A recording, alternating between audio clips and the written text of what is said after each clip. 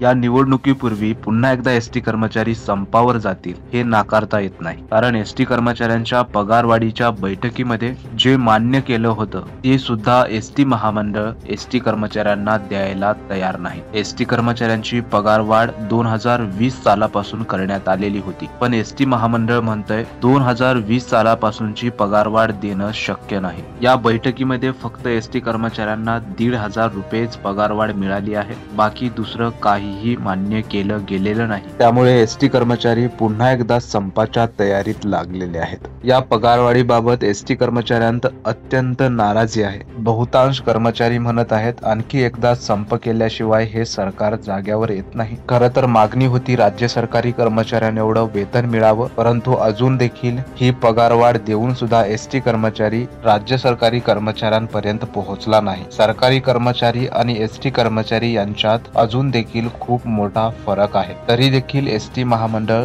2020 पासून पगारवाढ मान्य करूनही तेव्हापासूनचा फरक एसटी कर्मचाऱ्यांना द्यायला तयार होत नाही। कारण पुढे करत आहे की एसटी महामंडळाकडे तेवढे पैसे शिल्लक नाहीत। पैसे कसे शिल्लक राहतील? एसटी महामंडळ ही सेवा प्रदान करते, हा सेवा उद्योग आहे। पैसे नाहीत म्हणून एसटी कर्मचाऱ्यांचं जे हक्काचं आहे ते त्यांना द्यायचं नाही हे कितपत खरं आहे? त्यासाठी अधिकाऱ्यांनी सरकारकडे पैसे मागितले पाहिजे आणि एसटी कर्मचाऱ्यांचे जेवढे काही देयके आहेत ते देऊन टाकले पाहिजेत। परंतु एसटीचे अधिकारी एसटी कर्मचाऱ्यांना काहीही द्यायच्या मार्गावर नसतात। ते सातत्याने एसटी कर्मचाऱ्यांच्या मागे हात देऊन लागत असतात। एसटी कर्मचाऱ्यांना जेव्हा काही द्यायचं असते तेव्हा एसटीचे अधिकारी एसटी महामंडळ तोट्यात आहे किंवा एसटी कडे तेवढा पैसा शिल्लक नाही अशा प्रकारचे कारण देऊन एसटी कर्मचाऱ्यांना शांत करतात। मुळात हा एसटी महामंडळाचा उद्योग हा सेवा उद्योग आहे आणि जो उद्योग सेवा प्रदान करतो